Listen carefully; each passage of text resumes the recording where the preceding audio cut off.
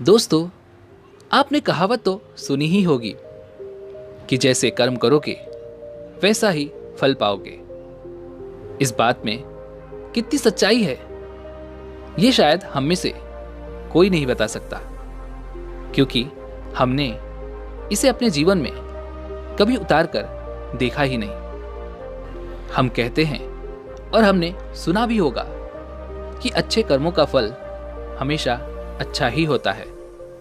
लेकिन मेरा आपसे एक सवाल है कि क्या आप इस पर पूर्ण रूप से विश्वास कर सकते हैं? लेकिन एक बार के लिए जरा यह सोचिए कि आप एक प्रयोग के माध्यम से अगर ये समझ लेते हैं कि कर्मों का फल कैसे मिलता है, तो शायद आपकी सारी शंकाएं हमेशा के लिए खत्म हो जाए। क्योंकि इंसानों को आंखों देखी बातों पर पूर्ण रूप से विश्वास बहुत जल्दी हो जाता है और हम उस पर विश्वास भी कर लेते हैं। लेकिन दूसरी तरफ अगर हमने उसे नहीं देखा है तो हम इसे अंधविश्वास ही कहेंगे। तो आज की ये कहानी हमें कुछ ऐसा ही ज्ञान देने वाली है। आज आपको ये पता चलेगा कि कर्मों का एक ऐसा विज्ञान भी है जिसे जानने के बाद आप अपने कर्मों के माध्यम से अपने जीवन में सफलता हासिल कर सकते हैं। आपका दिमाग भी यह मानने पर विवश हो जाएगा कि कर्मों का फल अवश्य मिलता है। इस कहानी को शुरू करने से पहले मेरी आप लोगों से एक छोटी सी विनती है। यदि आप हमारे चैनल पर नए हैं तो चैनल को सब्सक्राइब और घंटी बटन को जरूर दबा दीजिएगा। एक समय की बात है, किसी नगरी में एक महान बौद्ध भिक्षु रहा करते थे। वह इतने ज्ञानी थे कि उन्हें आने वाला भविष्य भी दिखाई पड़ जाता था।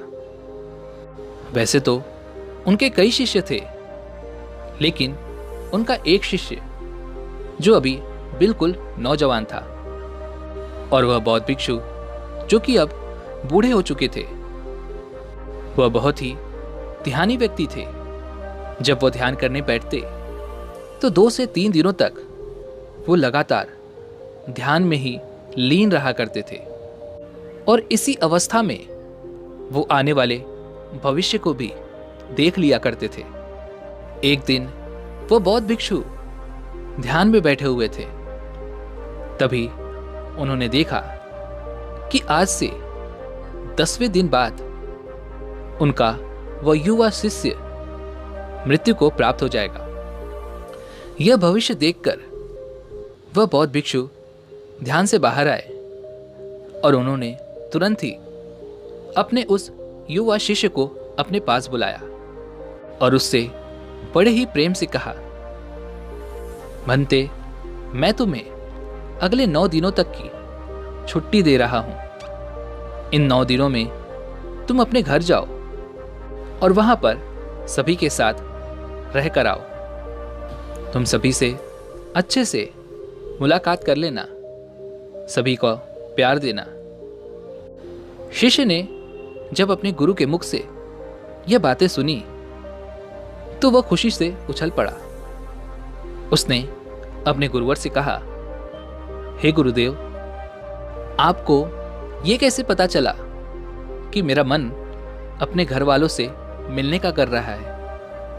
कहीं आप मुझसे मजाक तो नहीं कर रहे?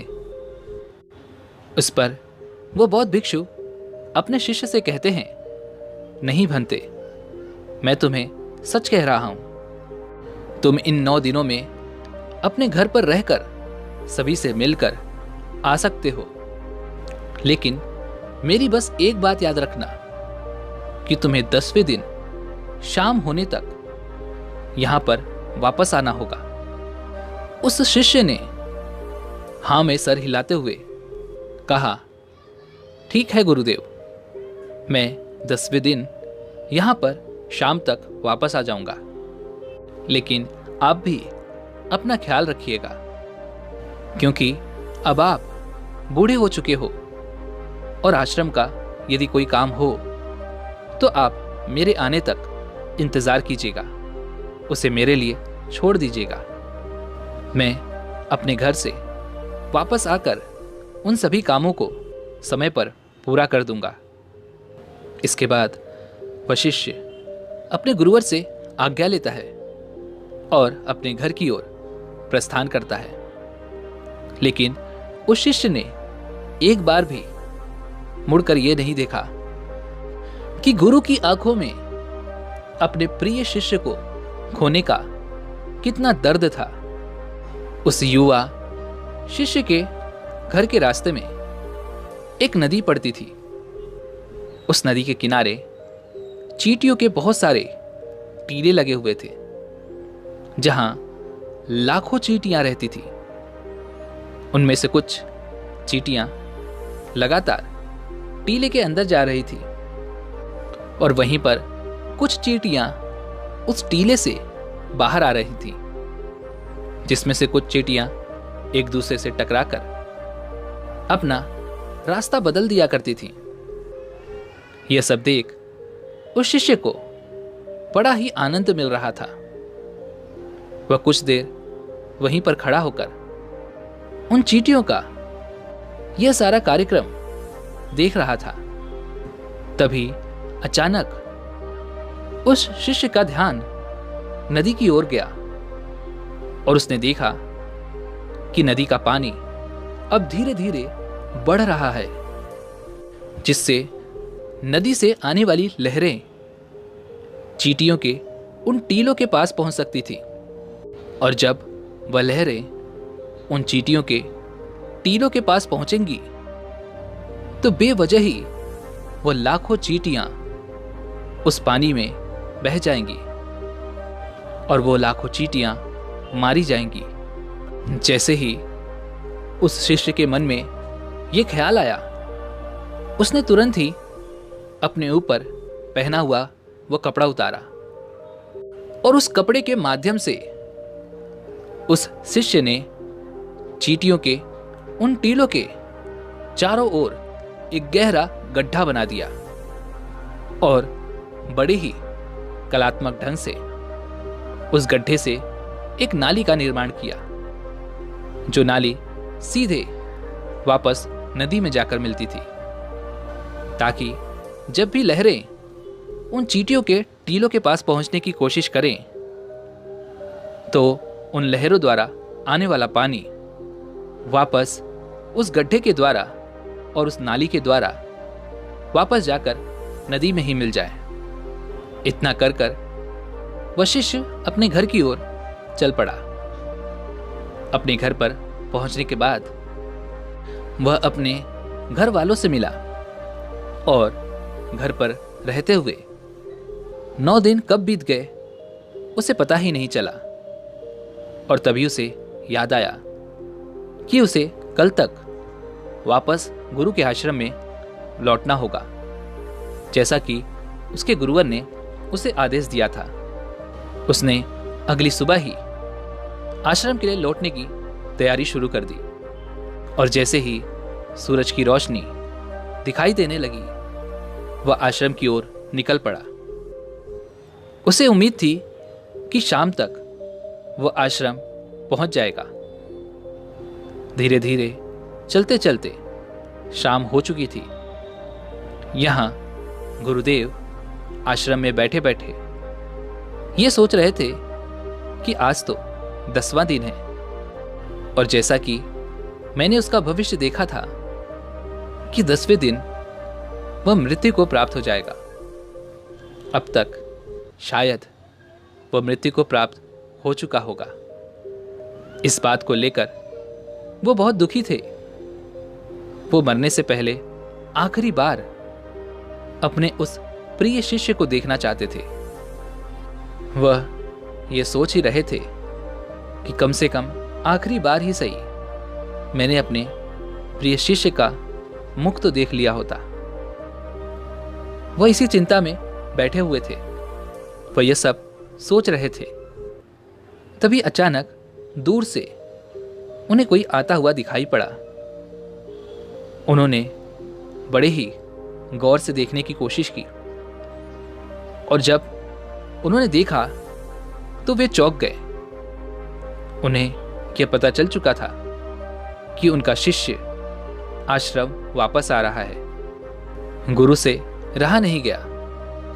वे तुरंत अपने आसन से उठे और दौड़कर जाकर अपने उस शिष्य को गले से लगा लिया। लेकिन अभी भी वह अचंभित थे कि आज 10वां दिन होने के बाद भी उनका शिष्य जीवित कैसे है। वह यह सब कुछ जानना चाहते थे कि उनका देखा हुआ भविष्य कैसे गलत हो गया। उन्होंने अपने शिष्य से कहा कि जब तुम यहां से गए थे तो इन 10 दिनों में तुमने क्या क्या किया, मुझे बताओ। तब शिष्य ने चींटियों वाली वो कहानी अपने गुरुवर को सुनाई। कहानी सुनते ही उन गुरुवर को यह समझ में आ चुका था कि उनके इस शिष्य ने उन लाखों चींटियों की जान बचाई थी और इसी नेक काम के परिणाम स्वरूप उनके शिष्य को एक लंबा और खुशहाल भरा जीवन प्राप्त हुआ है। अपने प्रिय शिष्य के मुख से इन सारी बातों को सुनने के बाद गुरुवर के मुख से अनायास ही निकल पड़ा, कर्म लौटकर अवश्य आता है। शिष्य ने गुरु की इस बात को सुना, लेकिन वो इस बात को समझ नहीं पाया। इसलिए उस शिष्य ने अपने गुरुवर से पूछा कि आप क्या कह रहे हैं। तब उन गुरुवर ने अपने उस शिष्य को वह सारी बातें बता दी जो उन्होंने ध्यान में बैठे हुए देखी थी। जब शिष्य ने वह सारी बातें सुनी तो उसके मन में एक सवाल जगा। उसने अपने गुरुवर से कहा, हे गुरुवर, जब आपको ये सारी बातें पहले से ही पता थी, जब आपने ध्यान में ये सब पहले ही देख लिया था, तो आपने मुझे इसके बारे में क्यों नहीं बताया। जब आपको ये पता था कि कर्म इस तरह से काम करते हैं, तो आपने मुझसे पहले ही कोई अच्छा कर्म क्यों नहीं करवाया, ताकि मेरी आने वाली मृत्यु टल जाए। तो कृपा करके मुझे ये बताइए कि आपने ऐसा क्यों नहीं किया। मैंने तो अनजाने में ही उन चींटियों की मदद कर दी थी, जिसके परिणाम स्वरूप आज मैं आपके सामने जिंदा खड़ा हूं। लेकिन यह काम आप मुझे बताकर भी तो करवा सकते थे, तो फिर आपने ऐसा क्यों नहीं किया। इसके पीछे का क्या कारण है। अपने उस युवा शिष्य की इस बात को सुनकर वह गुरु मुस्कुराने लगे और कहते हैं कि भंते, यदि मैं तुम्हें इसके बारे में बता देता तो तुम्हारे मन में एक लालच होता और तुम अपना जीवन बचाने के लिए यह कर्म करते। लेकिन कर्म का असली अर्थ यह नहीं है, बल्कि जब हम किसी भी कर्म को बिना किसी लालच के, बिना कुछ पाने के स्वार्थ के करते हैं, उसी को असली कर्म कहा जाता है, जिसके क्रम में तुम्हारी कोई भी इच्छा जुड़ी नहीं होती।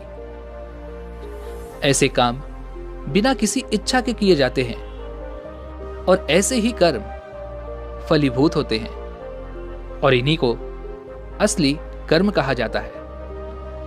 यदि मैं तुम्हें इसी कर्म को तुम्हारी मृत्यु को टालने के लिए करवाता, तो तुम्हारे अंदर यह लालच होता कि इस कर्म को करने के बाद तुम्हारी मृत्यु टल जाएगी। तुम अपनी जान बचाने के मकसद से इस कार्य को करते और तुम जब इस मकसद को पाने के लिए करते तो इसमें तुम्हारा लालच भी जुड़ा होता, जिसके परिणाम स्वरूप तुम्हें उस कर्म का पूरा लाभ नहीं मिलता।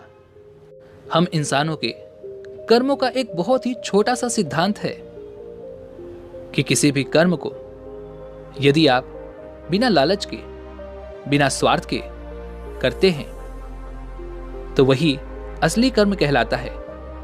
अर्थात आप किसी भी कर्म को पूरा मन लगाकर कीजिए, लेकिन उसके बदले में यह मत सोचिए कि उसका परिणाम क्या होगा, इसका फल हमें क्या मिलने वाला है।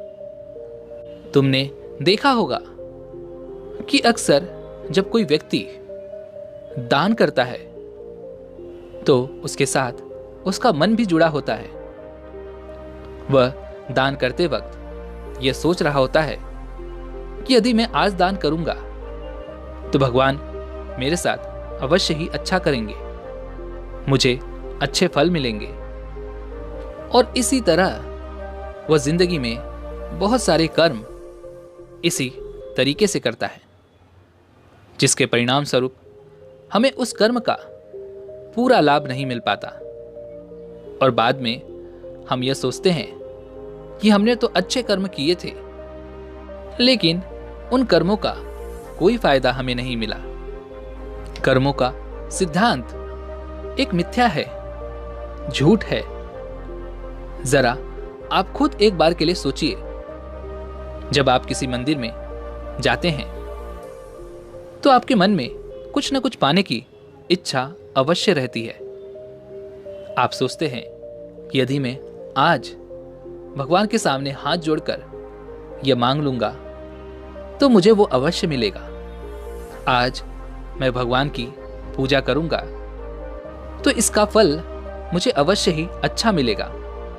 जब आप मंदिर के अंदर जाते हैं, प्रार्थना करते हैं, अपने दोनों हाथ जोड़ते हैं, आंखें बंद करके भगवान को ध्यान करने की बजाय आप अपने मन में उन इच्छाओं का ध्यान रखते हैं, तो क्या आपकी यह प्रार्थना स्वीकार होती है?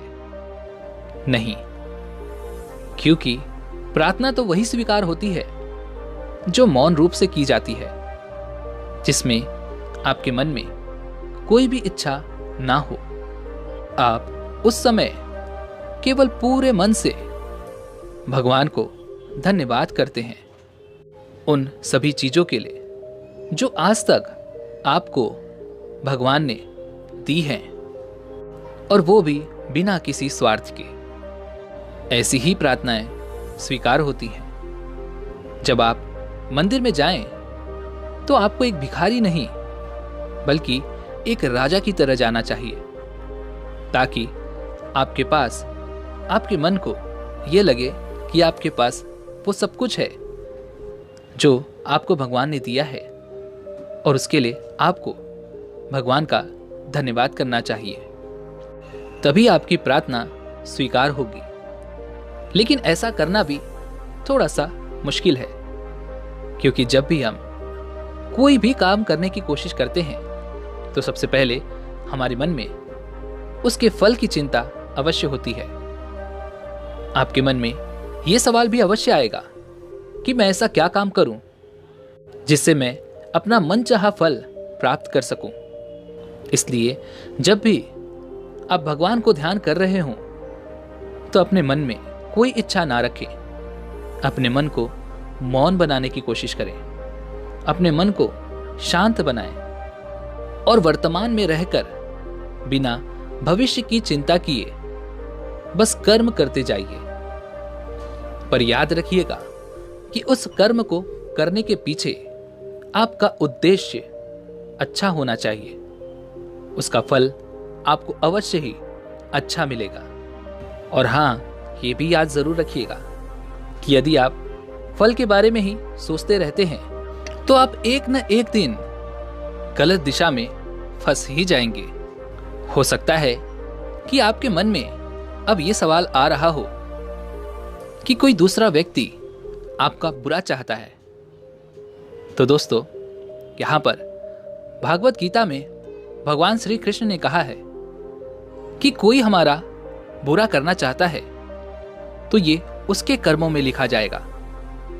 हम क्यों भला किसी का बुरा सोचकर अपने कर्म और अपने वक्त को खराब करें। अर्थात जो भी कर्म उसने किए हैं उसकी सजा उसे मिलेगी। आप अच्छी सोच रखिए, अच्छा उद्देश्य रखिए और अपने कर्म को करते जाइए, क्योंकि दोस्तों कर्म ही वो फसल है जिसे इंसान को हर हालत में काटना ही पड़ता है। इसलिए हमेशा अच्छे बीज बोएं ताकि फसल भी अच्छी हो।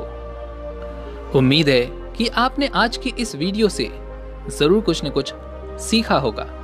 तो आज की इस वीडियो को लाइक और अपने दोस्तों के साथ शेयर जरूर कीजिएगा और हमें ऐसे ही सपोर्ट करने के लिए चैनल को सब्सक्राइब और घंटी बटन को जरूर दबा दीजिएगा।